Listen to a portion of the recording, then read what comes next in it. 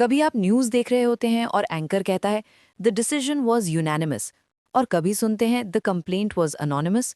सुनने में दोनों वर्ड्स थोड़ी सिमिलर लगते हैं।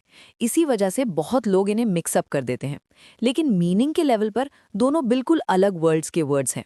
आज इस वीडियो में हम यूनानिमस और अनोनिमस को जीरो कन्फ्यूजन के साथ समझेंगे, ताकि आज के बाद ये गलती दोबारा न हो। सबसे पहले बात करते हैं यूनानिमस की।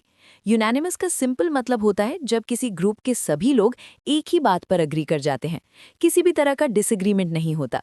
मतलब अगर मीटिंग में 10 लोग हैं और 10 के 10 लोग एक ही डिसीजन पर हाँ बोल देते हैं, तो वो डिसीजन यूनानिमस होता है। इसे अच्छे तरीके से समझने और याद करने की कोशिश करते हैं। यूनानिमस में एक रूट वर्ड है यूनी। यूनी का मतलब ही वन होता है। जब सबका ओपिनियन एक हो जाए तो डिसीजन होता है यूनानिमस। अब थोड़े एग्जाम्पल्स देखते हैं। The jury gave a unanimous verdict. इसका मतलब जूरी ने एक मत होकर फैसला सुनाया। The committee was unanimous in approving the proposal. मतलब समिति ने प्रस्ताव को सर्वसम्मति से मंजूरी दी।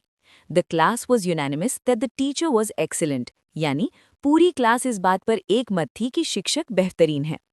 तो ध्यान रखिए, यूनानिमस का यूज होता है मीटिंग्स में, वोटिंग में, कोर्ट के डिसीजंस में, और जब भी बात हो ग्रुप ओपिनियन की। अब आते हैं दूसरे वर्ड पर, anonymous.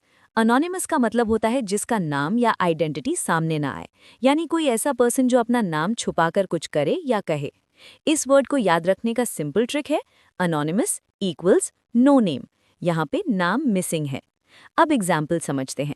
The letter was sent by an anonymous person. मतलब ये पत्र किसी अज्ञात व्यक्ति द्वारा भेजा गया था।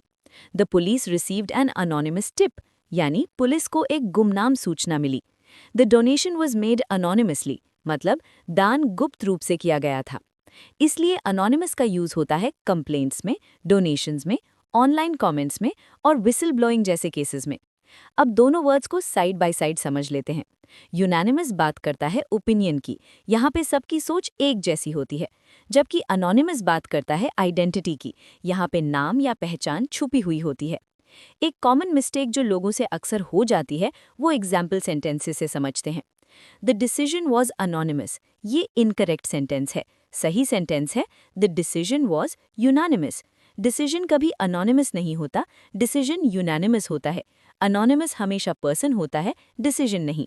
एक लाइन में अगर याद रखना हो तो बस इतना याद रखिए, unanimous equals one opinion, anonymous equals no name. बस इसके बाद कंफ्यूजन का चांस ऑलमोस्ट जीरो हो जाता है। अगर आपको ऐसे कंफ्यूजिंग इंग्लिश वर्ड्स को क्लियर और सिंपल फ्लो में समझना पसंद है तो वीडियो को लाइक कीजिए, चैनल को सब्सक्राइब कीजिए और कमेंट में बताइए अगला वर्ड कौन सा हो। सीखते रहिए, सिखाते रहिए। See you in the next video.